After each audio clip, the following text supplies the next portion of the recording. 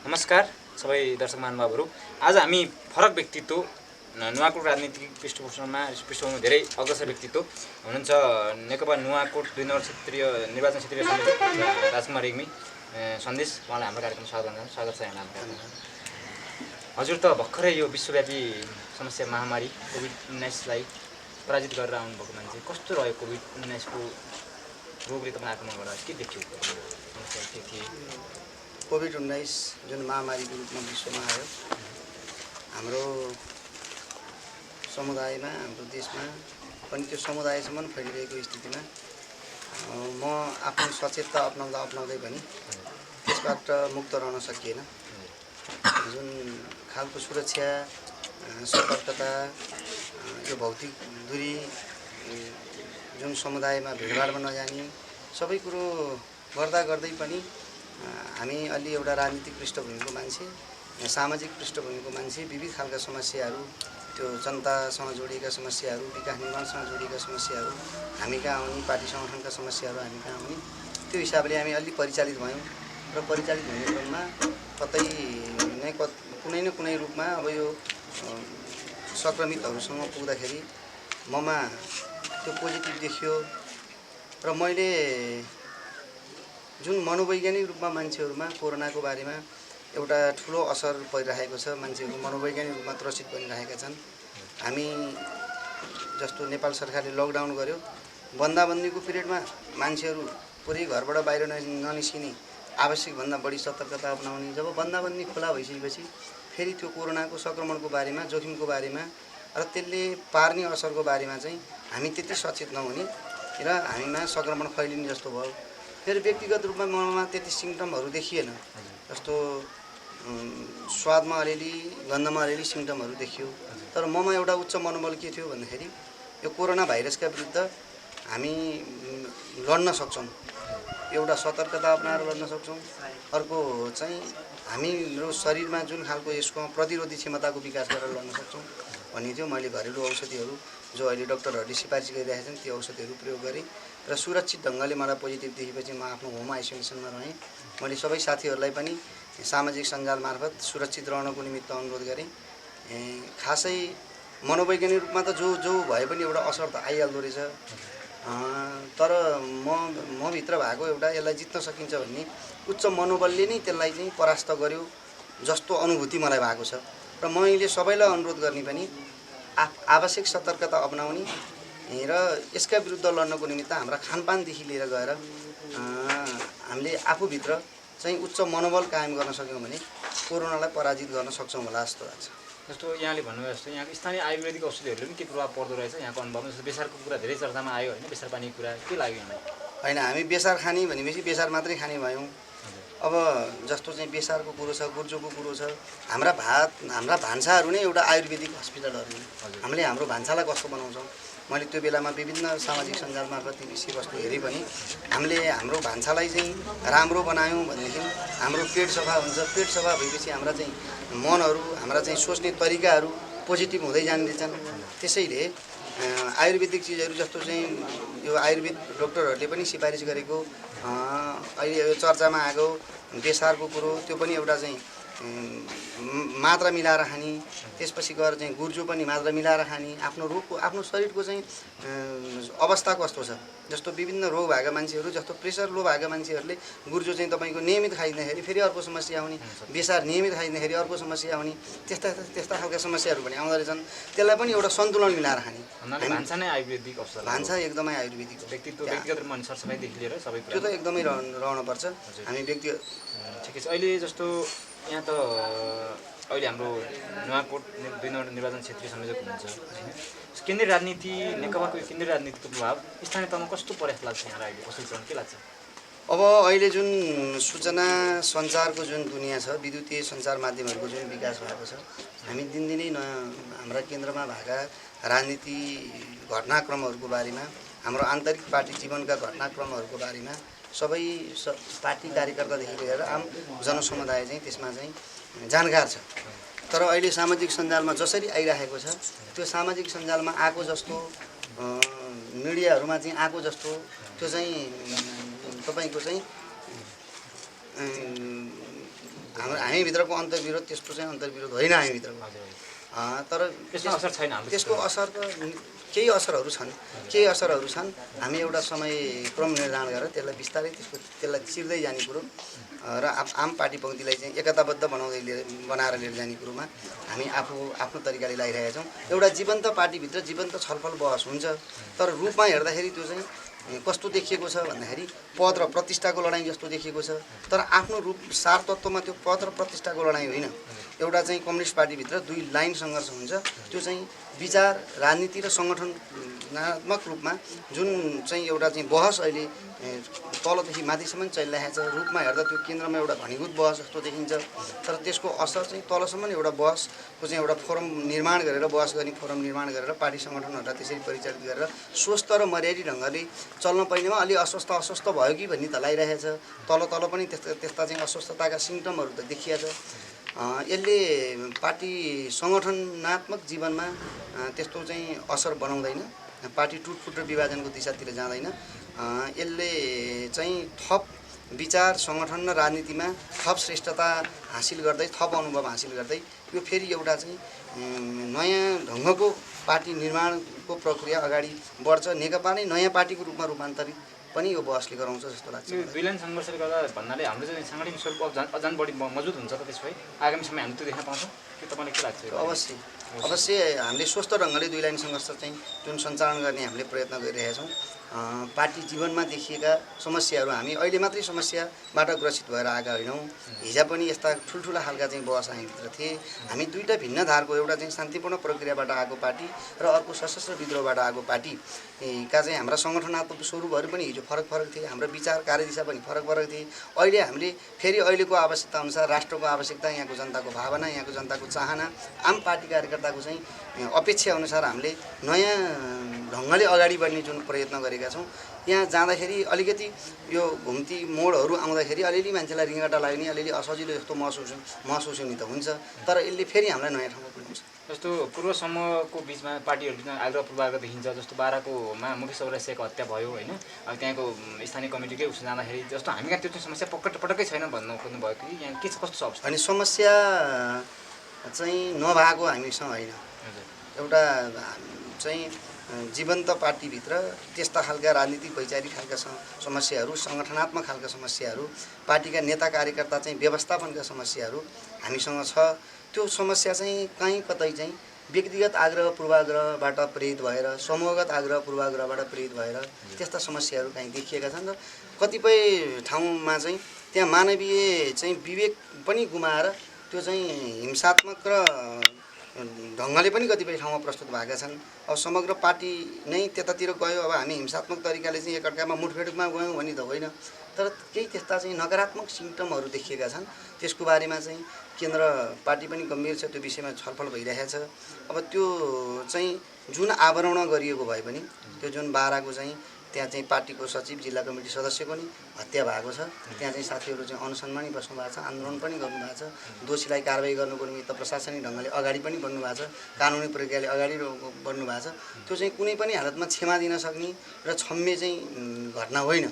त्यस्ता घटनालाई निरुत्साहित पार्नको निमित्त आम पार्टी कार्यकर्ताको बुझाइमा एकरूपता आउनुपर्छ। यहाँको त्यो धारणा त्यस्तो रहेको छ जस्तो कि अब हाम्रो नुवाकोटमा यो खालको अवस्था आउँदैन र आउनेवाला छैन भन्ने अलिक ठमाइ छ। हामी नुवाकोटको एउटा तहको नेतृत्वको हिसाबले हाम्रो जुन पार्टी चाहिँ समायोजनको कुरो अहिले हामीले पालिका स्तरसम्म जुन सहज ढङ्गले गर्दै आइरहेका छौँ र अहिले वडा स्तरसम्म हामी त्यो समायोजनको चरणमा अहिले प्रवेश गरेका छौँ। लगभग हामी समायोजनका चाहिँ यो चरणहरू चाहिँ टुङ्ग्याउँदैछौँ। अहिलेसम्म हामीले सकारात्मक ढङ्गले नै हाम्रो पार्टी राजनीतिको चाहिँ हाम्रो पार्टी, हाम्रो राजनीति, हाम्रो चाहिँ समग्र आन्दोलनलाई सकारात्मक ढङ्गले अगाडि बढाउनको निमित्त नै पहल र प्रयत्नहरू भइरहेका छन्। त्यस्तो नकारात्मक घटना यहाँ त्यस्तो देखिएको छैन। जस्तो अहिले देखिन्छ हाम्रो पार्टीभित्र, नेपाल कम्युनिस्ट नेकपाभित्र होइन, कहिले छुट्न हतार हुन्छ, कहिले फुट्न हतार भएको अवस्था देखिएको छ। त्यो बारेमा तपाईँको के छ? केन्द्रीय राजनीतिसँग तपाईँको त लिङ्क भइरहने मान्छे होइन, यहाँ स्थानीय तहमा त्यो रहेन रहेछ बुझ्यौँ हामीले। त्यसमा तपाईँले के देख्नु भएको छ? त्यो आन्तरिक कारण के हुनसक्छ होला? यो हतारो भन्दा पनि मैले अहिले पनि भने यो राष्ट्रको आवश्यकता, नेपाली जनताको चाहना, आम कार्यकर्ताको अपेक्षालाई पार्टीका नेताहरूले सम्बोधन गरेको गर्नुभएको हो। हामी हिजो फरक फरक धारमा थियौँ। हामी हिजो 2047 सालको संविधानलाई आलोचनात्मक समर्थन गर्ने शक्ति पनि एकातिर थियो, अर्को 2047 सालको संविधानले जनताका हक र अधिकारलाई स्थापित गर्न सक्दैन। संहिता, गणतन्त्र, धर्मनिरपेक्षता, समानुपातिक समावेशी लोकतन्त्र नै आजको आवश्यकता हो। र बन्दुकको नालमा टिकेको राज्यसत्ता जुन निरङ्कुश एउटा राज्यसत्ता थियो 240 वर्ष जहाँनिर चाहिँ निरङ्कुश राज्यसत्ता, त्यो राज्यसत्तालाई चाहिँ बन्दुकको नालबाट नै ढाल्नुपर्छ भनेर नेपालमा एउटा सशस्त्र विद्रोह भयो। र हाम्रा मतभेदहरू त्यो बेलामा थिए, तर हामी यो चरणसम्म आइपुग्दाखेरि हामीले भनेको जस्तै, माओवादीले भनेको जस्तै त्यो चाहिँ पूर्ण रूपमा चाहिँ हिंसात्मक ढङ्गले मात्रै पनि परिवर्तन भएन। तत्कालीन नेकपा एमाले भनेको जस्तै शान्तिपूर्ण ढङ्गले पनि चाहिँ त्यो सम्पन्न भएन। त्यो चाहिँ हिंसात्मक आन्दोलन र शान्तिपूर्ण आन्दोलनलाई हामीले 2062-63 को आन्दोलन मार्फत समायोजन गरेर लिएर गयौँ। त्यो समायोजनले नै त्यसको दुईटै जस्तो 12 बुँदे समझदारीदेखि लिएर गएर चाहिँ विविध घटनाक्रमले त्यो पुष्टि गर्छ। त्यसको समायोजन नै के हो भन्दाखेरि ले नै हामीलाई सङ्घीय लोकतान्त्रिक गणतन्त्र स्थापना गर्ने ठाउँसम्म पुर्यायो। अब यो हतारो भन्ने कुरो तपाईँले उठाउनु भएको छ, यो हतारो होइन, हामीले ऐतिहासिक आवश्यकता पुरा गरेका हौँ। अब यो ऐतिहासिक आवश्यकता पुरा गर्ने बित्तिकै सबै कुरा चाहिँ निदान भयो। हामी पूर्व समूह थिएनौँ, हाम्रा पूर्व विचारहरू थिएनन्, हाम्रा पूर्व पृष्ठभूमिहरू थिएनन्, पूर्व इतिहास थिएन भन्ने होइन। हामी त्यसकै जगमा टेकेर अगाडि बढिरहेका छौँ।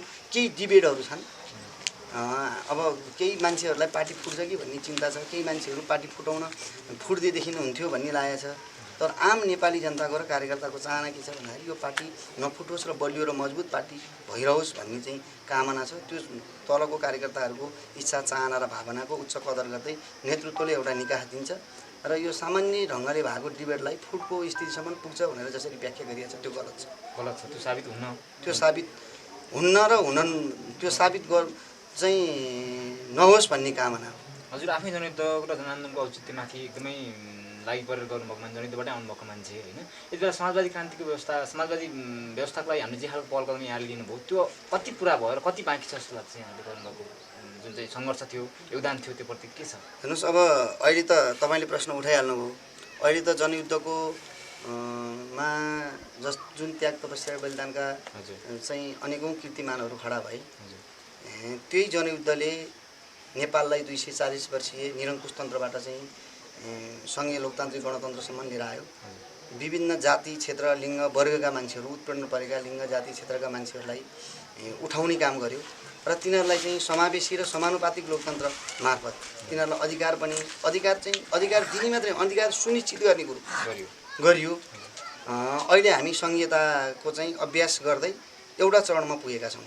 तर पनि बेला बेलामा चाहिँ फेरि पनि प्रतिगमनकारी शक्तिहरू विभिन्न पृष्ठभूमिबाट हामीले चाहिँ हिजो निरङ्कुश राजतन्त्र मात्रै भन्यौँ, त्यो विभिन्न कलेवरमा लुकेर बसेका प्रतिगामी शक्तिहरू यो वा त्यो रूपमा चाहिँ सल बढाउन खोज्दैछन्।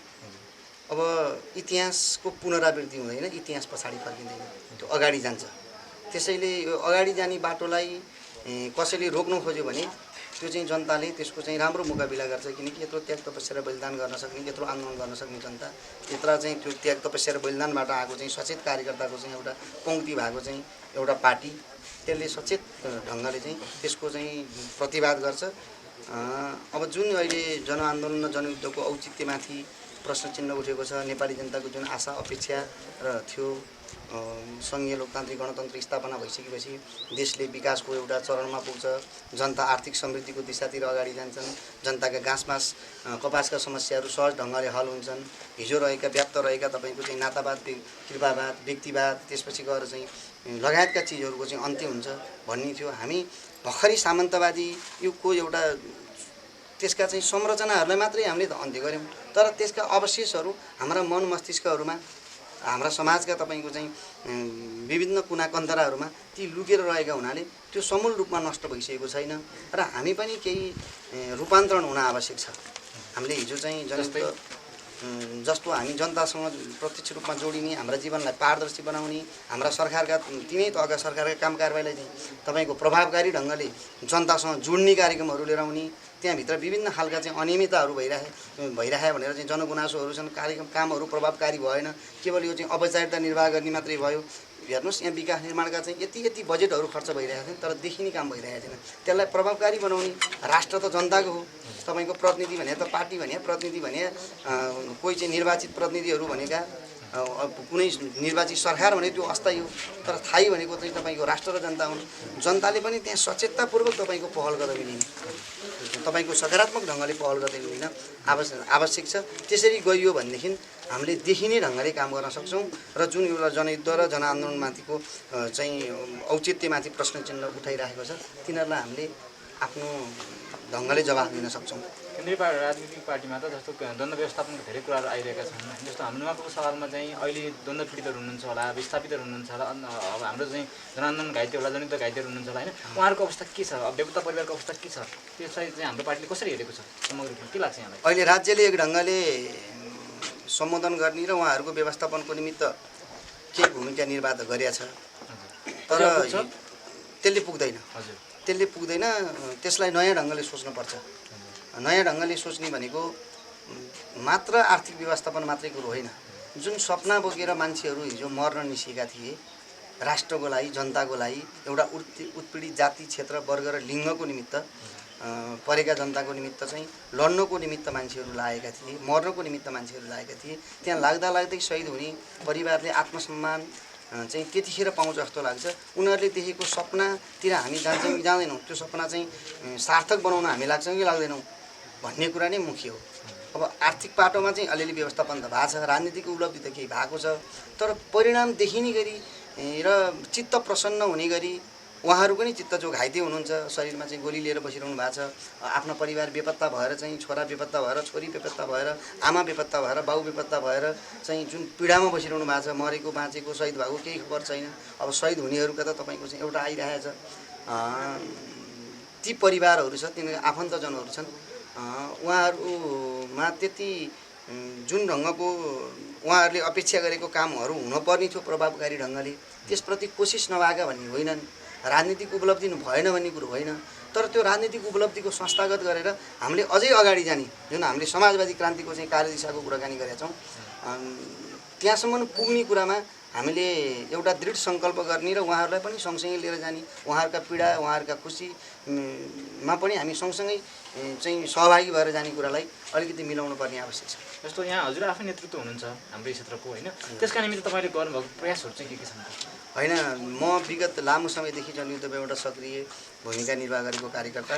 म आफै पनि जनयुद्धमा लाग्ने, कतिपय ठाउँमा घाइते भएको, कतिपय ठाउँमा चाहिँ एउटा लडाइँको मोर्चा चाहिँ सम्हालेको मान्छे, सङ्गठनात्मक रूपमा नि त्यो काम गरेको मान्छे। मैले अहिले उहाँहरूका चाहिँ दमित आवाजहरू जो छन्, उहाँहरूका पीडा जो छन्, त्यो चाहिँ सम्बन्धित कमिटीमा उठाउने, त्यसलाई सम्बोधन गर्नको निमित्त चाहिँ अहिले हाम्रा चाहिँ सरकारहरू, 3 तहका सरकारहरू बनेका छन्, ती सरकारहरूलाई चाहिँ घचघच्याउने र ती कार्यक्रमहरू नीतिगत रूपमा राष्ट्रका कार्यक्रम बनाएर ल्याउने, त्यसलाई समग्र जुन राष्ट्रको लागि बलिदान गर्ने मान्छेहरू, राष्ट्रको लागि त्याग तपस्या गर्ने मान्छेहरू जो छन्, उहाँहरूका लागि चाहिँ सम्बोधन गर्ने कार्यक्रमहरू चाहिँ राष्ट्रको कार्यक्रम बनाएर ल्याउनको निमित्त हामी आफू पार्टी सङ्गठनको हिसाबले हामी लगाइरहेका छौँ। हाम्रा निर्वाचित जनप्रतिनिधिहरू हुनुहुन्छ, हामीले सङ्घ, प्रदेश, त्यसपछि गएर स्थानीय तहका धेरै स्थानहरूमा हामी पुगेका छौँ। उहाँहरूलाई पनि सँगै लिएर गएर उहाँहरूले नै त्यसको नेतृत्व गर्ने हिसाब किताबले म आफू पनि र उहाँहरूसँगै सहभागी भएर लगाइरहेको छु। यहाँले प्रसङ्गलाई मैले त्यही प्रसङ्ग कोटाउन खोजेको थिएँ, यहाँले त्यही प्रसङ्ग जोड्नुभयो। जस्तो नेकपाको नेतृत्वमा अहिले प्राय नुवाकोट स्थानीय तहहरू चाहिँ विजय हासिल गरेको तहहरू छन्, त्योमध्ये हाम्रो बेलगढी नगरपालिका पनि एक हो। हजुर यहाँको स्थानीय बासिन्दा हुनुहुन्छ, अहिले तपाईँको 2-2जना प्राविधिकहरू चाहिँ घुससहित अङ्घात पक्रिँदा हाम्रो बेलगढी अलिक लज्जास्पद जस्तो फिलिङ्स पाएको। यहाँनिर चाहिँ पार्टी नेतृत्वभन्दा पनि ब्युरोक्रेट कर्मचारी तन्त्र चाहिँ बढी हाबी भएको कि कर्मचारी तन्त्रले चाहिँ यो कुरा नसुनेको कि के जस्तो लाग्छ यहाँको लागि? अब यो विश्वभरिको तथ्याङ्कहरू हेर्दाखेरि पनि हाम्रो चाहिँ भ्रष्टाचार हुने मुलुकमा गनिन्छ। हामी त्यो भ्रष्टाचारको कारणले दिनदिनै बदनाम पनि हुँदै आएका छौँ। हामी इमान्दार, सोझा ढङ्गले काम गर्ने मान्छे नि भ्रष्टाचार गर्ने मुलुकको जनता भनेर विश्वको चाहिँ जनता सामु, विश्वका मानिसहरूको सामु हामीलाई त्यसरी उभ्याइएको छ। र केही त्यस्ता खराब प्रविधिहरू हामी कहाँ छन्, इमान्दारितापूर्वक काम गर्ने कर्मचारी, यो राष्ट्रसेवा कर्मचारीहरू पनि हामीसँग छन्, तर यो विकास योजनाहरूलाई विभिन्न माध्यम मार्फत चाहिँ आफू अनुकूल प्रयोग गरेर अनि त्यसलाई कमाइ खाने भाँडो बनाउने मान्छेहरू नै हामीसँग प्रशस्त छन्। हाम्रो समाज भर्खर सामन्तवादी युगको अन्त्य गरेर एउटा पुँजीवादी चाहिँ युगमा चाहिँ प्रवेश गर्दै गरेको अवस्था र हामीसँग भएको चाहिँ निम्न पुँजीवादी चिन्तन प्रणाली, जसले छिटोभन्दा छिटो चाहिँ आफूलाई आफ्नो व्यक्तिगत पनि राष्ट्रको पनि छिटोभन्दा छिटो चाहिँ विकासको अपेक्षा गर्छ। उसले चाहिँ कर्म थोरै गर्छ अनि त्यसपछि गएर अपेक्षा धेरै गर्छ। त्यो खालको प्रणालीबाट हामी जुन अहिले ग्रसित भइरहेका छौँ। अब यो बेलकोटगढी नगरपालिकाको लागि मात्रै होइन, यो भ्रष्टाचार त राष्ट्रकै रोग भनेको छ।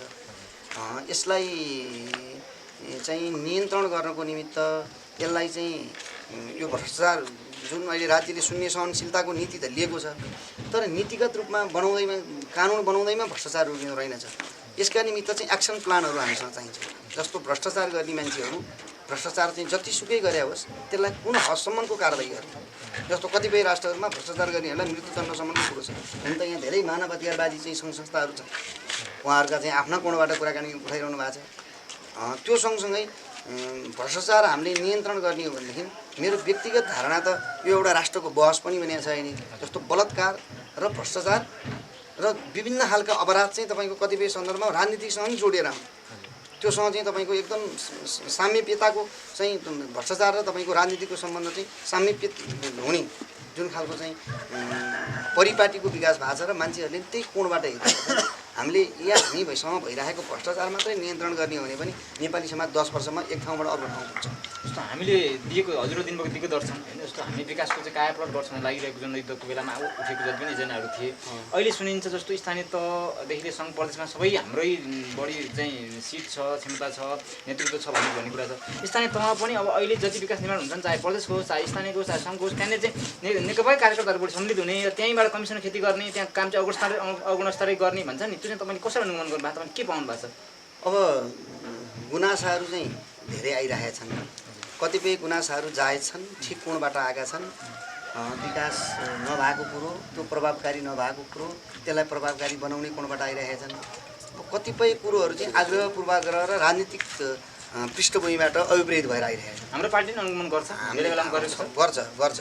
हाम्रो पार्टी सरकार तिनै तहको सरकार अहिले हामीसँग छ, त्यहाँ चाहिँ सरकारको हिसाबले पनि त्यसको अनुगमन गर्छ, पार्टीको हिसाबले पनि त्यसको अनुगमन गर्छ। तपाईँले भनेको जस्तै त्यो प्रभावकारी नभएको कुरो चाहिँ सत्य हो, तर केही पनि भएन, किनकि हामी त विकास निर्माणको पहिलो चरणमा छौँ नि त। पहिलो कुनै चिज पनि बनाउनुको निमित्त भत्काउनुपर्छ। यहाँ त बनाएको चाहिँ देख्दै नदेख्ने अनि भत्काएको मात्रै देखाउने, भत्काएको मात्रै फोटो हाले गर्ने र जुन एउटा चाहिँ यो सरकारलाई यो आन्दोलनलाई जुन बदनाम गर्नको निमित्त केही नियोजित ढङ्गले लागेका छन्, उहाँहरूप्रति त खेद व्यक्त गर्नुको विकल्प छैन र उहाँहरूले सारेका भ्रमलाई हामीले चिर्दै जानुपर्छ। तर जनस्तरबाट जुन प्रभावकारी ढङ्गले जति हुनुपर्ने थियो त्यति नभएको गुनासो आएको छ, त्यो गुनासोको चाहिँ सम्बोधन गरेर त्यसलाई प्रभावकारी बनाउनुको निमित्त, नीतिगत हिसाबले प्रभावकारी बनाउनुको निमित्त, त्यो चाहिँ कार्ययोजनाको हिसाबले प्रभावकारी बनाउनुको निमित्त र फिल्डमै गएर चाहिँ एउटा एक्सन प्लान बनाएर चाहिँ त्यसलाई प्रभावकारी ढङ्गले चाहिँ जनताको चाहिँ निगरानी, त्यो चाहिँ जस्तो चाहिँ पारदर्शी हुने, जवाबदेही हुने, त्यसपछि गएर जनतासँग चाहिँ जनतासँगै रहेर विकास निर्माणको काममा जनतासँगै जोडिएर त्यसलाई चाहिँ अभियानको रूपमा अगाडि बढाउने। ठुल्ठुला राष्ट्रहरूले चाहिँ विकास निर्माण जुन छिटो गरेँ भनेर हामी उदाहरण त दिन्छौँ, तर सङ्कल्प त त्यो राष्ट्रले गरेको सङ्कल्प हामीले नै पुरा गर्न पर्ला। त्यो विकास निर्माण चाहिँ यो चाहिँ जस्तो चाहिँ घरअगाडिको चाहिँ बाटो छ, त्यो अलिकति परेको खाल्टो, त्यो चाहिँ यहाँका समुदायहरू चाहिँ जम्मा हुने, त्यहाँ आफूले पुर्ने, आएका बजेटहरू सही ढङ्गले सदुपयोग भएका छन् कि छैनन्, समुदायले पनि निगरानी गर्ने। अहिले त हामी त सङ्घीय लोकतान्त्रिक गणतन्त्रमा छौँ, जनतालाई त्यो अधिकार दिएछ भनेपछि त्यो पनि अलिकति प्रभावकारी भएको, त्यसलाई प्रभावकारी बनाउनुको निमित्त हामीले जुन अपेक्षासहित जनताको अपेक्षा छ त्यो अपेक्षा पुरा गर्नको निमित्त हाम्रा विकास निर्माणका कार्यक्रमहरूलाई प्रभावकारी बनाउन आवश्यक छ। त्यो प्रभावकारी नभएको कुरो सत्य हो, तर केही पनि भएन। पहिला चाहिँ एकदम सुनकै लङ्का थियो, अहिले त्यो सुनका लङ्का जम्मै मासेर भद्रगोल बनाइदिए भन्ने ट्रेनबाट कुराकानी आएको छ, त्यो चाहिँ सर्वदा गलत छ, त्यो जायज छैन।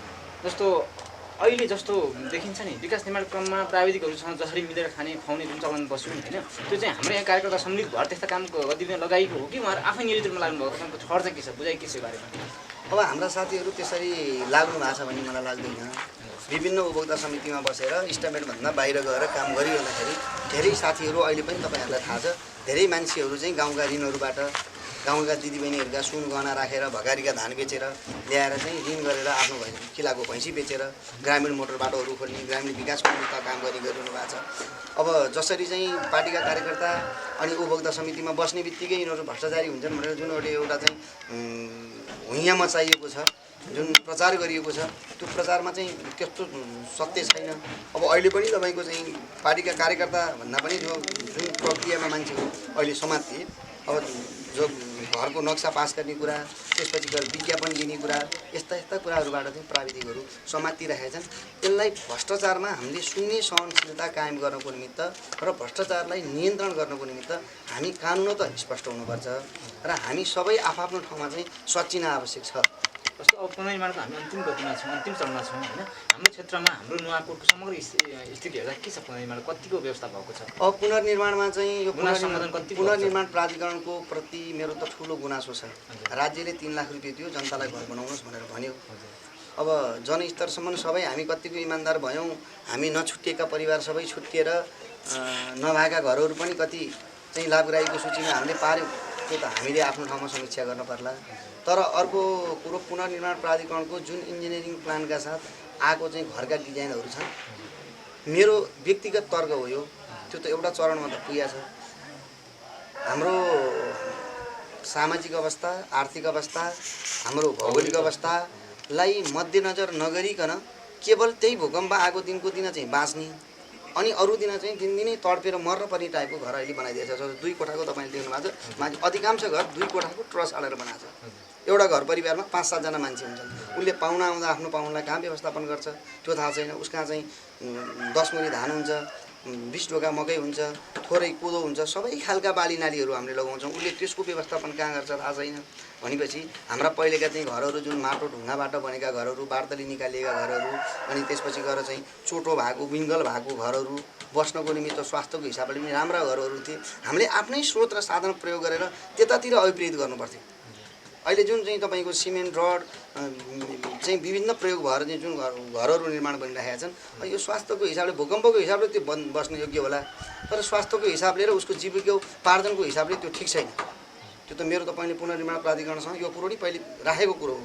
अहिले चाहिँ तपाईँले जनतामा गएर सोध्नुभयो भने यो कुरो थाहा पाउनुहुन्छ। तर अर्को कुरो जुन औपचारिक रूपमा हामीले पुनर्निर्माणको काम गऱ्यौँ र हामीले हाम्रो मौलिकता त्यहाँतिर ढाल्न सकेनौँ, त्यो पुनर्निर्माणको काम चाहिँ अब अन्तिम चरणमा पुगेको छ। केही समस्याहरू छन्, जस्तो लाभग्राहीको सूचीमा पर्नै पर्ने घर भत्किएका मान्छेहरू चाहिँ तपाईँको लाभग्राहीको सूचीमा परेका छैनन्।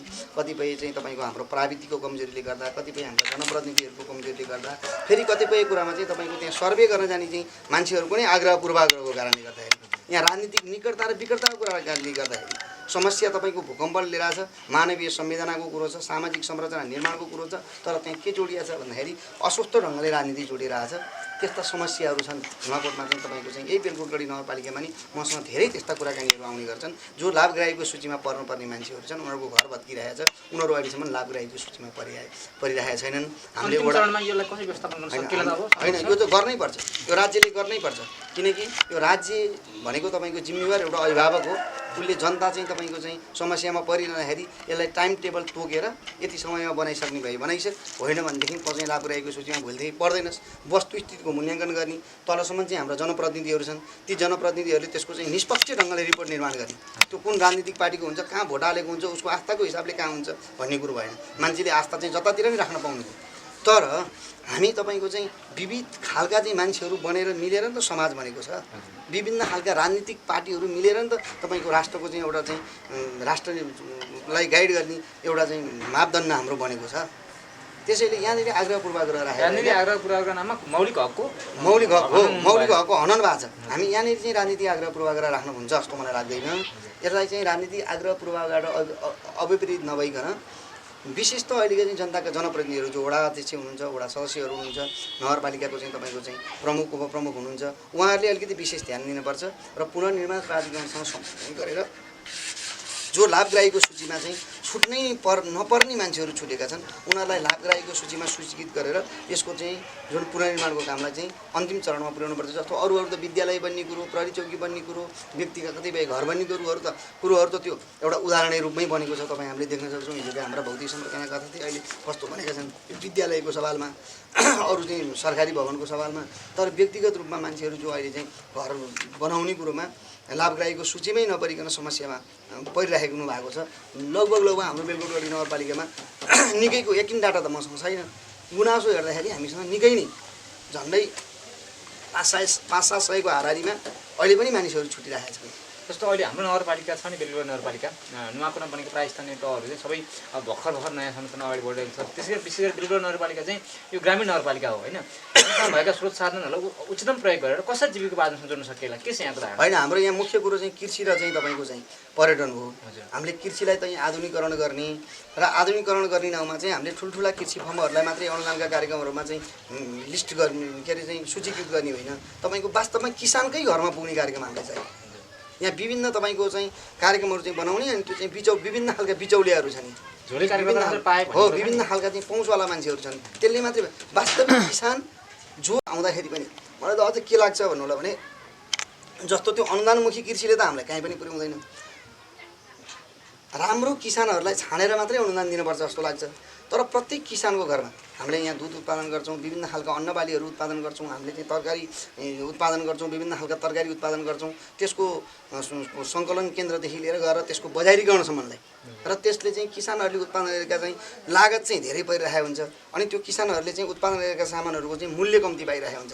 त्यसले गर्दाखेरि किसानहरूमा अहिले त के भएको छ भन्दाखेरि हाम्रा धेरै जग्गा जमिन बाँझा हामीले देखाएको छौँ। किन चाहिँ यो जग्गा जमिन बाँझो भयो, किन यो रोप्ने हो नि यहाँ खेतीबाली लाउने काम भएन भनेर भन्यो भने ज्याला पनि ओद्दैन, बरु किनेर खान सजिलो भन्ने छ।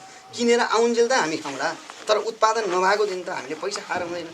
त्यसैले उत्पादनको निमित्त हाम्रा दक्ष जनशक्ति हामीले निर्माण गर्ने। हाम्रो बेलकोटगढी नगरपालिकालाई कतिजना कृषि प्राविधिक चाहिन्छ, त्यो किसानहरूको चाहिँ घर दैलोमा पुगेर चाहिँ कृषि सम्बन्धी सल्लाह दिने, पशु स्वास्थ्य सम्बन्धी सल्लाह दिने। जस्तो हाम्रो चाहिँ यो बेलकोटगढी नगरपालिका उत्पादनको हिसाबले एकदम उर्वर, हामी तल समतल रातमाटे फाँट फाटा पौवादेखि लिएर गएर कोलपुटारदेखि लिएर गएर हामी यहाँ चाहिँ 2000 भन्दा नि माथिको ठाउँमा रहेको चिम्टेश्वर छ जो एउटा रमणीय पर्यटक स्थल छ। त्यो रमणीय पर्यटक स्थललाई पनि कसरी व्यवस्थापन गर्ने, त्यहाँ आन्तरिक र बाह्य पर्यटकलाई कसरी आकर्षण गर्ने भन्ने कुरामा नै बेलकोटगढी नगरपालिकाको चाहिँ सबभन्दा बढी बजेट खर्च त्यहाँ हुनुपर्ने हो, नीति योजना त्यहाँ केन्द्रित गरेर बन्नुपर्ने हो। तर अहिले के भएको छ भन्दाखेरि सिँचाइ कुरा तपाईँले देख्नुहुन्छ, सिँचाइ कुरा त्यति पनि होइन। हामी पनि माग गर्न जाँदा के जान्छौँ भन्दाखेरि कसैलाई के चाहियो भनेर तपाईँले सोध्यो भने मलाई बाटो भन्छ, अनि त्यो बाटोमा हालेका करोडौँ रुपियाँ चाहिँ बर्खामा अरबौँ खाडीमा पुर्याइरहेको छ। त्यो किसानको चाहिँ पोल्टामा पुग्नुपर्ने, उत्पादन गर्ने किसानको पोल्टामा पुग्नुपर्ने चाहिँ राष्ट्रको बजेट हामीले अरबौँ खाडीमा पुर्याइरहेका छौँ। यो चाहिँ ठुलो विडम्बना छ। यो विडम्बनाबाट हामी बच्नको निमित्त पनि हामीले नीतिगत रूपमै केही चेन्ज गर्नुपर्छ। जनप्रतिनिधि, निर्वाचित जनप्रतिनिधि र तपाईँ कार्यपालिका सदस्यहरू लगायत अब राजनीतिक पार्टीको भूमिका यसमा के रहन सक्छ? तपाईँले के भूमिका खेल्दै हुनुहुन्छ? अब राजनीतिक पार्टी हाम्रै पार्टीबाट चाहिँ निर्वाचित अहिले चाहिँ 12 जना चाहिँ वडा अध्यक्षहरू हुनुहुन्छ। अब राजनीतिक पार्टी र जनप्रतिनिधिको बिचमा जुन अन्तर सम्बन्धको कुराकानी गर्नुहुन्छ, राजनीतिक पार्टीबाटै निर्वाचित जनप्रतिनिधिहरू हुन्छन्, त्यो जुनसुकै राजनीतिक पार्टीबाट भए पनि। अब राजनीतिक पार्टीले जुन खालको गाइडलाइन निर्माण गर्छ त्यो गाइडलाइन अनुसार जनप्रतिनिधिहरू अगाडि बढ्ने र पार्टीमा चुनावमा जाँदाखेरि पार्टीले बनाएको घोषणापत्र जे जनताको सामु प्रतिबद्धता जाहेर गरेको छ त्यो प्रतिबद्धता अनुसार काम गर्ने चलन हुनुपर्छ। तर अलिअलि चाहिँ यहाँ चाहिँ आत्मकेन्द्रित व्यक्तिवादको रूपमा आफू बनिसकेपछि अब पार्टी जनता प्रति त्यति उत्तरदायी नहुने प्रविधि पनि अलिअलि हाबी हुँदै गएको छ। त्यो समग्रमा त म भन्दिनँ, त्यो समग्रमा भनेर फेरि इमान्दारितापूर्वक काम गरिरहेका साथीहरूलाई म अहिले आक्षेप लगाउन त चाहन्न। तर त्यो प्रविधिहरू पनि हामी कहाँ आइरहेको छ। त्यो प्रविधिलाई निरुत्साहित गर्नको निमित्त अब पार्टीले त्यहाँ एउटा भूमिका के निर्वाह गर्नुपर्छ, आफूबाट निर्वाचित जनप्रतिनिधिहरूलाई जनतासँग जोडिनको निमित्त र जनतासँग जोडिने कार्यक्रम ल्याउनको निमित्त हामीले उनीहरूलाई त्यो ढङ्गले चाहिँ अभिप्रेरित गर्नुपर्छ। स्थानीय स्रोत साधनको दोहन चरम रूपमा भइरहेको छ भनिन्छ नि। अब स्थानीय स्रोत साधनको दोहन अहिले जस्तो अलि बढी आयो भने नदीजन्य पदार्थको कुराकानी, वनजन्य कुराकानीहरू यिनीहरू कुराकानी आइरहेका छन्। अब यो स्थानीय स्रोत साधन भनेको चाहिँ हाम्रो अनुकूलतामा, हाम्रो यहाँको समुदायको स्वार्थको अनुकूलतामा हामीले आफूले आफ्नो लागि प्रयोग गर्ने चिज हो। यहाँ चाहिँ कुनै व्यक्तिलाई प्राकृतिक स्रोत साधन दोहन गरेर मोटाउने अनि व्यक्तिले चाहिँ तपाईँको चाहिँ त्यहाँबाट अकुत पैसा कमाउने अनि त्यसैको भरमा राजनीतिक सत्ता समेत कब्जा गर्न खोज्ने। जस्तो तपाईँले अहिले पछिल्लो चरणमा देख्नु भएको छ, राजनीतिमा त्याग, तपस्या, बलिदान, इमान्दारिता, राजनीतिक लगनशीलता भन्दा पनि तपाईँको ठेकदारी प्रस्ताव जुन हाबी हुँदै गएको छ। यहाँ उहाँ म भन्दिनँ, मात्राको रूपमा काहीँ घटियो होला काहीँ बढी होला, त्यो एउटा पक्ष भयो। तर तपाईँको समग्रमा त्यो त्यसरी आइरहेको छ। अब त्यसलाई चाहिँ हामीले राजनीतिक पार्टीले पनि त्यसलाई नियन्त्रण गर्ने र जुन सत्ताको शक्तिको चाहिँ स्रोत साधनको दुरुपयोग भइरहेछ त्यसमा पनि जनताले निगरानी गर्ने। यो त तपाईँको जनताको लोकतन्त्र भने त जनताद्वारा जनतालाई शासन गर्ने व्यवस्था हो। त्यसैले जनताले त्यसको चाहिँ तपाईँको सत्य र तथ्यलाई नबुझिकन विरोध मात्रै गर्ने होइन कि राम्रा गरेको कामको प्रशंसा गर्ने र राम्रो कामकोले गरेको योगदानको उचित मूल्याङ्कन गर्ने, नराम्रा कामलाई आलोचनात्मक ढङ्गले स्वस्थ ढङ्गले आलोचना गर्ने को परिपाटीको विकास हामीले गर्नुपर्छ। र त्यो परिपाटीको विकास गऱ्यौँ भनेदेखि चाहिँ यस्ता कुरा नियन्त्रण हुन्छन्। होइन भने हामी एउटा चाहिँ एकरो समर्थन गरिरहने, अर्को एकरो विरोध गरिरहने, अनि हाम्रो भइसकेपछि चाहिँ त्यो ठिक हुने, आफ्नाले पाए, आफ्ना पार्टीकाले पाए, आफूले संरक्षण गरेकाले पाए, त्यो प्राकृतिक स्रोत साधनको दोहन नहुने, अनि अर्काले पायो भने चाहिँ दोहन हुने, जुन खालको अस्वस्थ तपाईँको ट्रेनको हामी कहाँ विकास भइरहेछ। सबभन्दा डरलाग्दो कुरो चाहिँ हो, यसको अन्त्य गर्नुपर्छ। यसको एउटा विधि पद्धति नीति कार्यक्रम र योजना बनाएर यसको अन्त्य गर्नुपर्छ। त्यो भयो भनेदेखि हाम्रा प्राकृतिक स्रोत साधन जुन दोहनको तपाईँले कुरो उठाइरहनु भएको छ त्यसलाई हामीले हाम्रो अनुकूलतामा, हाम्रो विकासमा, जनताको चाहनामा चाहिँ प्रयोग गर्न सक्छौँ। हजुर त आफ्नै विद्यालय व्यवस्था समितिको अध्यक्ष पनि हुनुहुन्छ होइन? जस्तो हामीले तपाईँहरू हिजो युद्धकालीन अवस्थामा हेर्दाखेरि तपाईँ बुर्जुवा शिक्षा भनेर भन्नुहुन्थ्यो, त्यो दुनियाँ कुराहरू आउँथ्यो, जस्तो अब प्राविधिक शिक्षामा बढी जोड दिने भनेर भन्थ्यो। हाम्रो यो निर्वाचन क्षेत्रमा चाहिँ कतिवटा प्राविधिक शिक्षाहरू छन्, त्यो अद्यावधि भएको छ कि छैन, कस्तो छ त्यसको अवस्था, र प्राविधिक जनशक्ति प्रदान गर्न के चुवा पुऱ्याइरहेको छ हाम्रो नगरपालिका, हाम्रो स्थानीय तहले? होइन, अहिले अबको शिक्षा भनेको तपाईँको परम्परागत चाहिँ सर्टिफिकेट लिने शिक्षाभन्दा पनि उत्पादनमुखी शिक्षा, हामीले त्यसलाई वैज्ञानिक र व्यवहारिक शिक्षा भनेर भनेका छौँ। जुन शिक्षा हामीले अहिले चाहिँ परम्परागत ढङ्गले ल्याइरहेका छौँ त्यसलाई राज्यले पनि केही परिमार्जन गरेको छ। तपाईँलाई थाहा छ अहिले भर्खर पोस्टबाहरू के अरे बोगटी बहुप्राविधिक शिक्षालय नुवाकोटमा परेको छ। त्यो चाहिँ अहिले त्यसको चाहिँ 2-3टा फ्याकल्टीहरू चाहिँ छन् यहाँ अहिले, त्यो सञ्चालन भइरहेको छ। यी हाम्रो तल शिलादेवीमा चाहिँ एउटा प्राविधिक चाहिँ एउटा चाहिँ स्कुल त्यहाँ जुन छ, त्यसपछि गएर चाहिँ हाम्रो चन्द्रज्योतिमा चाहिँ प्राविधिक चाहिँ कलेज सञ्चालन भइरहेछ। अब हामीले पहिलो कुरो त के हो भन्दाखेरि हामीलाई कुन प्रकारको जनशक्ति कति चाहिने हो हामीले त्यो छुट्याउनु पर्छ। कति पहल कदम के हो त्यो जनशक्ति कति चाहिने हो हामीले त्यसको चाहिँ ठोस रूपमा चाहिँ त्यो टुङ्ग्याउनुपर्छ, डाटा लिनुपर्छ। र त्यो जनशक्ति कुन जनशक्ति हामीले चाहिँ घर बनाउनको निमित्त डकर्मी मात्रै जम्मा गरिदिउँ अनि सिकर्मी राखेनौँ, अनि लेबर मात्रै जम्मा गरिदिउँ डकर्मीमा सिकर्मी ल्याएनौँ। हामी ठ्याक्कै योजनागत हिसाबले हामी अलि खालको वैज्ञानिक खालको योजना निर्माण गर्न सक्छौँ। अहिले कोभिडको सङ्क्रमित व्यक्ति त हजुर आफै हुनुहुन्छ होइन? जस्तो हाम्रो स्थानीय तहहरूमा कोभिडको बेलामा जति पनि बजेटहरू आए नि कोभिड व्यवस्थापनको निमित्त भनेर दिएका होइन, त्यो व्यवस्थापनको अवस्था कस्तो रहेको छ, यहाँलाई के जानकारी छ यो बारेमा? अब कोभिडको पहिलो चरणमा मान्छेमा एउटा आतंक थियो, देश पनि बन्दाबन्दीमा थियो। कोभिड लागेको मान्छे कोही काहीँ छ र आशंका त्यस्तो सिम्टम देखियो भने राज्यका सम्पूर्ण संयन्त्रहरू त्यहाँ पुग्थे, त्यसलाई हस्पिटल भर्ना गरिन्थ्यो, उसको कोभिड लागेको नलागेको चाहिँ प्रमाणित गरिन्थ्यो र त्यसमा चाहिँ त्यही अनुसारको उपचार चाहिँ विधि पद्धति अपनाइन्थ्यो। अब धेरै खर्चहरू भएका छन्, तपाईँलाई पनि थाहा छ, वडामा क्वारेन्टाइनहरू बनेका छन्, आइसोलेसनहरू बनेका छन्। धेरै बिरामीहरूको चाहिँ हामीले नगरपालिकाले पनि राज्यले पनि तपाईँको चाहिँ धेरै मजदुरहरूको रोजीरोटीमा चाहिँ समस्या आयो। ती मजदुरहरूलाई चाहिँ खानपिनको व्यवस्था गर्ने कुरो, राहत वितरण जस्तो दाल चामल भन्नुहोस्, रासन चाहिँ तपाईँको चाहिँ राहत वितरण गर्ने कुरो गर्यो। त्यहाँ चाहिँ खर्च भएका छन्, तर त्यो हामी के भयौँ भन्दाखेरि अलि बढी आत्तियौँ। हामीसँग चाहिँ यो विश्वमै एउटा नयाँ महामारी भएको हुनाले त्योसँग लड्ने हाम्रो चाहिँ पूर्व व्यवस्थापन पनि त्यति भएन। त्यो चाहिँ आकस्मिक रूपमा आयो र विश्वका ठुल्ठुला चाहिँ शक्ति सम्पन्न राष्ट्रहरूले पनि त्यसलाई सहज ढङ्गले चाहिँ व्यवस्थापन गर्न नसकिरहेको अवस्थामा हामी विकासको दिशातिर अलिकति भर लम्किँदै गरेको एउटा गरिब मुलुक नै भनौँ। गरिब मुलुकले त्यसको चाहिँ हाम्रो अपेक्षा, जनताको अपेक्षा अनुसार व्यवस्थापन गर्न सक्ने कुरा त थिएन। तर पनि जति प्रभावकारी ढङ्गले त्यसको व्यवस्थापन गर्न हामीले आवश्यक थियो त्यो चेतना चाहिँ तपाईँको राज्य सत्ता सञ्चालन गर्नेहरू, सरकार सञ्चालन गर्नेहरूले मात्रै सोचेर नै नहुँदो रहेछ। जो हामी जनताको स्तरबाट पनि हामीले कतिपय ठाउँमा त के देख्यौँ भन्नुहोला भने तपाईँको उसलाई चाहिँ मासु र भात खुवाइरहेछ क्वारेन्टाइनमा राखेर, अनि मैले खान पाइनँ भनेर सामाजिक सञ्जालमा हालिदिनेसम्म पनि देख्यौँ। त्यसले त दुनियाँभरि ठुल्ठुला भ्रम सिर्जना गरे, राज्यप्रति नै आशंका भयो। तर उसले त मासु र भात फालिरहेछ, राम्रो चामलको भात दिएछ, मासु दिएछ, वडाले आफ्नो पैसा खर्च गरेर। अब एकमुष्टमा भन्दाखेरि चाहिँ त्यो धेरै पैसा खर्च भयो जस्तो देखिन्छ। एकमुष्टमा भन्दाखेरि राज्यले खर्च गरेको पैसा त जस्तो अर्बौँको रूपमा चाहिँ एकमुष्टमा आयो।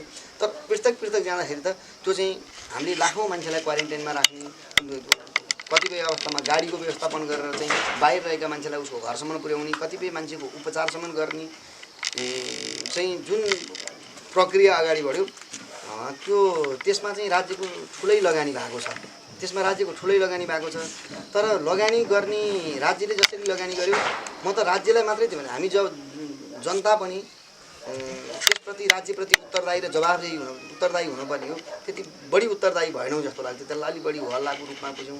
अब कोभिड लगाइसकेपछि त रात धेरै आउँछ, विभिन्न टुरिज्म एजेन्सीहरूले हामीलाई चाहिँ दिन्छन् भन्ने टाइपको विकास हुने र राज्यले पनि त्यो अलिक प्रभावकारी ढङ्गले अलिकति वैज्ञानिक खालको योजना निर्माण गरेर, वैज्ञानिक खालको योजना भने व्यावहारिक ढङ्गको योजना निर्माण गरेर मान्छेलाई पहिलो कुरो त तपाईँको त्यसको बारेमा सतर्कता अपनाउन लगाउने, सुरक्षित हुनको निमित्त चाहिँ चेतनाको चाहिँ कार्यक्रमहरू अगाडि बढाउने, ती कार्यक्रमहरू फर्मल मात्रै गर्ने, ठ्याक्कै व्यावहारिक ढङ्गले तलैसम्म पुग्ने गरी गर्ने कुरामा अलिक प्रभावकारी बनाउन सकिन्थ्यो। त्यो प्रभावकारी बनाउने कुरामा चाहिँ केही कमजोरीहरू रहे। तर अब एउटा हल्ला पनि आएको छ कोभिडको नाउँमा। विभिन्न ढङ्गले चाहिँ राज्यले चाहिँ मान्छेहरू के अरे विभिन्न ढङ्गले चाहिँ जनतामा चाहिँ राहत नपुर्याइकन आफूले चाहिँ ब्रह्मलुट मचायो, त्यहाँ चाहिँ भ्रष्टाचार भयो भन्ने कुरा चाहिँ केही राजनीतिक वृद्धहरूबाट पनि आछन्। मलाई त्यस्तो चाहिँ यो पिरियडमा पनि त्यस्तो भयो जस्तो मलाई लाग्दैन। उहाँहरूले त्यस्तो तथ्याङ्क पेश गर्न सक्नु भएन। समग्र रकम चाहिँ अर्बौँ खर्च भयो भन्नुभएको छ। तर उहाँहरूले हेर्नुभयो भने हामीसँग 753वटा तपाईँको स्थानीय तह छन् अनि 700 स्थानीय तह अन्तर्गत तपाईँको हजारौँ वडाहरू छन्। ती वडाहरूमा चाहिँ एउटै वडामा तपाईँको चाहिँ 2-5 लाख खर्च भएको छ, 5-7 लाख खर्च भएको छ। अनि त्यो सबै वडाहरूको खर्च बटुल्ने हो भने जम्मा गर्ने भनेदेखि त्यो अर्बौँ रुपियाँ हुन चाहिँ बेर लाग्दैन होइन। त्यो एकदम त्यो भएको छ। तर जति प्रभावकारी हुनुपर्थ्यो त्यति प्रभावकारी भएन भन्ने कुरो जान्छ। जस्तो हाम्रो बागमती प्रदेश बहुसङ्ख्यक रूपमा समस्यामा परेको हिजो महाभूकम्पले होइन, अहिले कोभिडले गर्दा मान्छेको जीवन एकदम अस्तव्यस्त छ। यो प्रति तपाईँको धारणा के छ, व्यक्तिगत धारणा के छ? जस्तो यो बागमती प्रदेश यो राजधानी प्रदेश, मान्छेहरूको सबभन्दा बढी चहल पहल हुने चाहिँ प्रदेश हो। 20औं लाख मान्छेहरू काठमाडौँमा बस्छन्। त्यहाँ चाहिँ विभिन्न खालका चाहिँ आफ्नो रोजीरोटीको निमित्त, विभिन्न कामको निमित्त मान्छेहरू त्यहाँ आउने जाने गर्छन् र सबभन्दा बढी मान्छेहरूको चाहिँ जमघट हुने ठाउँ र जनसङ्ख्याको हिसाबले पनि बढी जनसङ्ख्या भएको प्रदेश। अब अहिले सबभन्दा बढी आक्रान्त पनि हामी छौँ। हामी छौँ 2 नम्बर प्रदेश र यो उस्तै हाराहारीमा होला। सङ्क्रमित बढेको बढी छ। काठमाडौँमा त तपाईँको हजारौँ सङ्क्रमितहरू देखिएका छन्। अब यसको निमित्त त मैले पहिलो कुरो त समुदाय आफैमा सचेत हुनुपर्छ जस्तो लाग्छ। राज्यले पोलिसी निर्माण गरेर त्यो कार्यान्वयन भएन र जनस्तरसम्म गएर कार्यान्वयन गर्ने तहले कार्यान्वयन गर्दैन भने पोलिसी निर्माण गरेर मात्रै केही हुँदैन, असर हुँदैन। अब केही मान्छेहरू जस्तो अहिले खुला मञ्चमा तपाईँको चाहिँ कोभिडबाट चाहिँ आफ्नो रोजीरोटी गुमाएका मान्छेहरू, मजदुर गर्ने मान्छेहरू, आफ्नो चाहिँ पेसा गरेर आफ्नो जीविकोपार्जन गरिरहेका मान्छेहरू, केही मान्छेहरू अहिले चाहिँ हामीले देख्छौँ टोलीखेलमा विभिन्न सामाजिक संस्थाले उहाँहरूलाई खाना खुवाउने त्यसको व्यवस्थापन गर्ने काम गरिरहनु भएको छ। त्यहाँ राज्य अलिक उत्तरदायी हुनुपर्छ जस्तो लाग्छ। राज्य प्रमुख कुरो हो। किन पहिलो कुरो त घाँस बाँसको कुरो हो। उसले चाहिँ उचित ढङ्गको चाहिँ खानपान पायो र बाँसको चाहिँ सजिलो व्यवस्था पायो भने आफ्नो चाहिँ वृद्धि विकासको निमित्त मान्छेले अरू कुरा सोच्न सक्छ। हाम्रो नेपाल कम्युनिस्ट नेकपा अहिलेको जुन मतको हिसाबले जहाँ छौँ हामी, अहिले पार्टी जे जिम्मेवारी दिएको छ जस्तो खालको मध्ये र त्यहाँ जित हासिल गरेका छन् होइन। बुढापाकाहरूको सभामा के छ? स्थानीय तहले सोच्नुपर्ने वृद्धको अवस्थामा बारेमा सोच्नुपर्ने के लाग्छ? वृद्धको कुरो त तपाईँको पहिला नै अहिले हामी एउटै गठबन्धनमा छौँ, एउटै पार्टीमा छौँ। जस्तो चाहिँ पहिला एमालेको 9 महिने सरकार बन्दैमा जस्तो सामाजिक भत्ताको रूपमा सामाजिक सुरक्षा कार्यक्रम अन्तर्गत वृद्धलाई जुन एउटा चाहिँ भत्ता दिने र उहाँहरूको चाहिँ काम गर्न नसक्ने उमेरका वृद्धहरूलाई सामान्य ढङ्गले खर्च चलाउन पुग्ने रकमको व्यवस्थापन गर्यो। अहिले पछिल्लो चरणसम्म आउँदा ती सामाजिक सुरक्षा भत्तामा एक ढङ्गले वृद्धि भएको छ। राज्य हामी यही कम्युनिस्ट सरकार हो जसका विरुद्ध वृद्ध भएका मान्छेहरूलाई चाहिँ कम्युनिस्टहरूले चाहिँ मार्छन्, काम गर्न नसक्ने भएपछि मार्छन् भनेर चाहिँ हल्ला चलाउनेहरूले नै अहिले चाहिँ ती कार्यक्रमहरूलाई निस्तेज गर्न सकिरहेका छैनन्। त्यसैले यो एउटा प्रभावकारी कार्यक्रम हो। जस्तो चाहिँ एकल महिलाको कुरो, त्यसपछि गएर चाहिँ बालबालिकाहरू, विभिन्न दलित बालबालिकाहरू, उत्पीडनमा परेका बालबालिकाहरूको चाहिँ शिक्षाको चाहिँ ग्यारेन्टी गर्ने कुरो, सबै कुरो पुगेको छैन। हामी जुन संरचनामा जान खोज्दैछौँ ती सबै कुरो पुगे होइन। तर राज्य अहिलेको नेपाल कम्युनिस्ट पार्टी नेकपाको सरकार जति प्रभावकारी र जवाब जति हुनुपर्ने थियो त त्यति पुगेको छैन होला। मान्छेको अपेक्षा अनुसार मैले ऐनी पनि जोडेँ। अब जस्तो वृद्धहरूलाई चाहिँ जुन खालको सामाजिक सुरक्षा प्रदान गर्न पर्थ्यो त्यति पुगेको छैन होला। तर त्यसको लागि पहिलो जस्तो नेकपालाई नै जान्छ, जसले वृद्धहरूको चाहिँ भत्तालाई ग्यारेन्टी गर्यो र त्यसलाई व्यवस्थित गर्ने काम गर्यो। अब यसलाई पनि अझ प्रभावकारी ढङ्गले अगाडि बढाउनको निमित्त पनि केन्द्रमा पनि छलफल भइरहेछ, पार्टीमा सरकारमा बस्नेहरूले पनि छलफल गरिरहनु भएको छ। आगामी दिनमा यो घट्ने होइन बढ्ने दिशातिर जान्छ। स्वास्थ्य बिमा कार्यक्रम कति प्रभावकारी छ नुवाकोटमा, यहाँलाई के लाग्छ? अब यो स्वास्थ्य बिमाको कार्यक्रम यो एउटा धेरै नै प्रभावकारी हुनुपर्ने हो। अब यसलाई यसको बारेमा जनस्तरसम्म एउटा चेतनाको अभाव छ। यसको महत्त्व, यसको आवश्यकता र यसको औचित्यको बारेमा हामीले यसको राम्रोसँग पुष्टि गर्नुपर्छ। स्वास्थ्य बिमाको कार्यक्रमको बारेमा त्यहाँ चाहिँ जनताको जुन स्वास्थ्य बिमाको कार्यक्रम राज्यले चलाउनु चाहिँ माथिबाट लिएर आयो, नीतिगत रूपमा त त्यो आयो, तर व्यावहारिक रूपमा कार्यान्वयन तहसम्म जाँदाखेरि ठुलो चाहिँ तपाईँको चाहिँ मान्छेहरूमा त्यस्तो चाहिँ प्रभावकारी ढङ्गले पुगेको जस्तो देखिया छैन। यसलाई चाहिँ जुन सरकार छ, स्थानीय तहमा सरकार छ, त्यसपछि गएर पार्टी छ, हामी सबै जनसमुदायहरू छौँ, ती सबैले मिलेर यसलाई प्रभावकारी रूपमा तलसम्म कार्यान्वयन गर्नको निमित्त, व्यवस्थित गर्नको निमित्त लाग्नुपर्छ। अन्त्यमा जस्तो अहिले नेकपाका कार्यकर्ताहरू जति छन् नि सर्वप्रष्ट छन्, लगाम बिना घोडा जस्तो भएका छन् भन्छन्, स्कुलिङ पुगेको छैन भन्छन् होइन, वडा तहमा तपाईँ कमिटी बनिसकेको छैन, अब के गर्नु पर्ला यसलाई व्यवस्थित गर्न निमित्त, आफ्नो जनमतलाई प्रश्न गरेर राख्न निमित्त हामीले अब के गर्न सक्छौँ होला? अब यो लगाम बिनाको घोडा जस्ता भयो भन्ने कुरो त केही मान्छेहरू त्यति अलिअलि अराजक भएको होला। समग्र नेपाल कम्युनिस्ट पार्टी नेकपाका कार्यकर्ताहरू पार्टी पङ्क्ति, पार्टीको सुदृढीकरण, पार्टीलाई व्यवस्थित गर्ने कुरामा, पार्टीलाई विधि र पद्धतिमा चलाउने कुरामा र पार्टीप्रति इमान्दार, पार्टीको नीति योजना र कार्यक्रमप्रति वफादार हुने कुरामा आम पङ्क्ति सचेत छ र त्यहाँ लागिरहेको छ। अब सङ्गठनात्मक हिसाबले हेर्दाखेरि मैले तपाईँलाई अहिले नै जानकारी गराएँ, हामी अहिले वडा तहसम्म चाहिँ समायोजनको अन्तिम चरणमा पुगेका छौँ। हामीले पालिका स्तरसम्मको समायोजन, यो 2 नम्बर क्षेत्रको सन्दर्भमा भन्नु पर्दाखेरि सबै पालिकामा हामीले शपथ ग्रहण कार्यक्रम कोभिडको बिचमा पनि सामाजिक सुरक्षा कायम गरेर के अरे भौतिक सुरक्षा दूरी कायम गरेर गऱ्यौँ, सतर्कता अपनाएर गऱ्यौँ र यो तहसम्म आइपुग्दाखेरि, हामी वडा तहसम्म आइपुग्दाखेरि ती कार्यक्रमहरू पनि हाम्रो अगाडि बढिरहेका छन्। हाम्रो अहिले चाहिँ निश्चितै खालका 2टा घटकहरू छन्।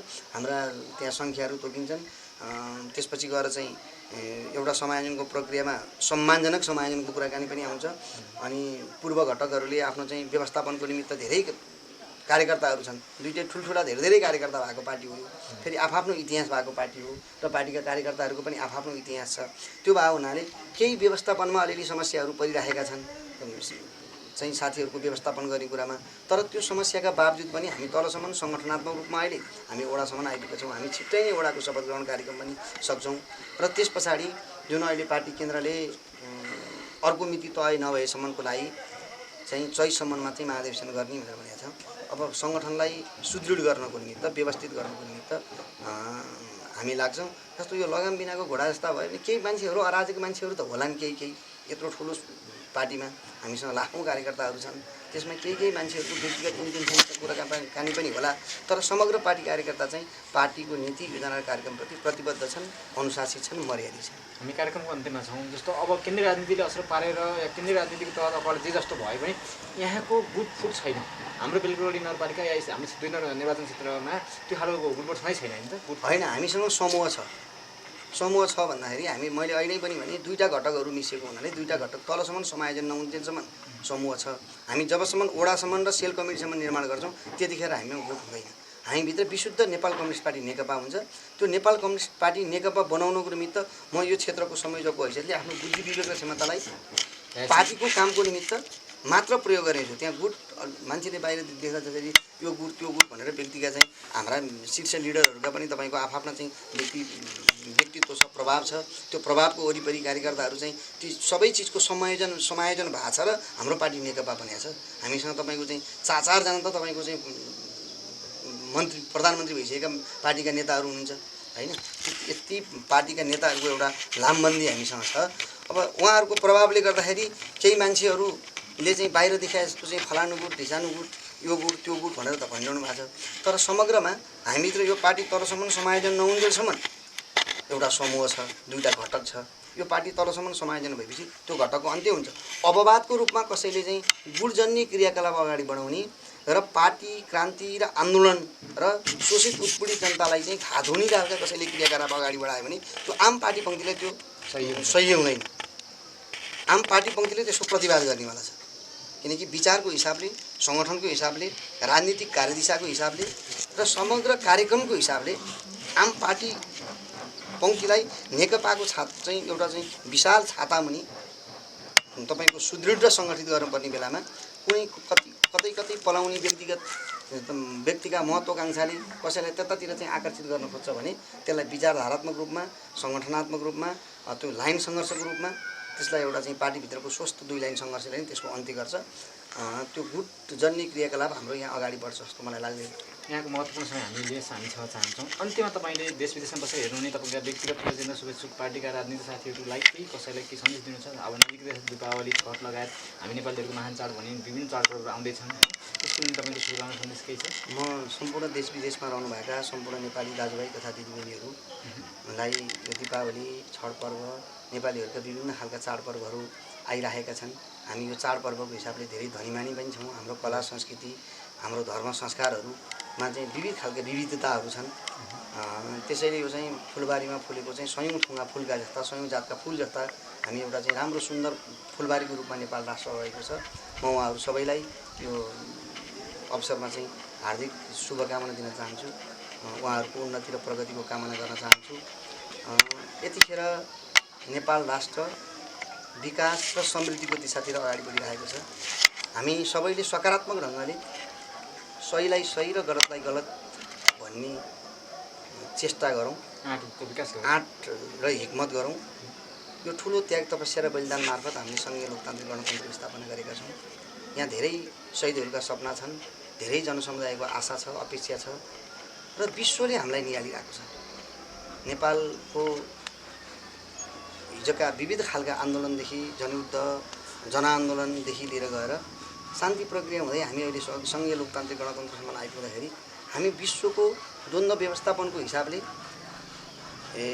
मात्रै होइन, विश्वलाई नै एउटा राजनीतिक ढङ्गले चाहिँ गाइड गर्ने हिसाबले हामीले नयाँ सन्देश विश्व समुदायलाई दिन सक्छौँ। सबैले आँखा निहालेर हामीतिर हेरिरहेका छन्।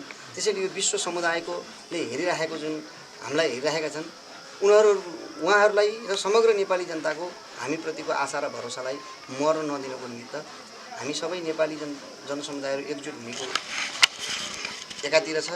र विशेषतः तपाईँको नेपाल कम्युनिस्ट पार्टी नेकपाका आम पार्टी कार्यकर्ता फुटफुट र विभाजनतिर होइन, गुट र गुटतिर होइन, पार्टीको विचार, नीति र योजनामा प्रतिबद्ध भएर बलियो र सुदृढ पार्टी बनाउनको निमित्त लाग्नको निमित्तमा आह्वान गर्न चाहन्छु। हस्, यहाँको महत्त्वपूर्ण समयको लागि, समाजको लागि दर्शक महानुभावहरू, आजको हाम्रो कार्यक्रम यही बिटमा नम्बर गरेका छौँ। आगामी समयमा पनि उहाँसँग यस्तै ऊर्जायुक्त कुराकानीहरू, नेपालले अपेक्षा गरेका जुन चाहिँ विकासका कुरा, समाजवादी व्यवस्थाको कुरा लगायत विभिन्न विषयमा फेरि पछिल्लो कार्यक्रम हामी फेरि यहाँलाई फेरि जोड्नेछौँ। अहिले हामी यो कार्यक्रमहरू गर्न चाहन्छौँ। तपाईँहरू जहाँ बसेर हेर्नुभएको छ यो कार्यक्रमलाई लाइक, सेयर, सब्सक्राइब र कमेन्ट गर्नुहोला। उहाँको व्यक्तित्वगत रूपमा पनि उहाँले तपाईँलाई उहाँसँग भएका यो कुराकानीलाई जोडेर फेरि उहाँलाई पनि व्यक्तित्व रूपमा सल्लाह सुझाव दिन सक्नुहुन्छ, हाम्रो च्यानलमा सल्लाह सुझाव दिन सक्नुहुन्छ भन्ने आशा अपेक्षासहित हामी बिदा हुन्छौँ। नमस्ते।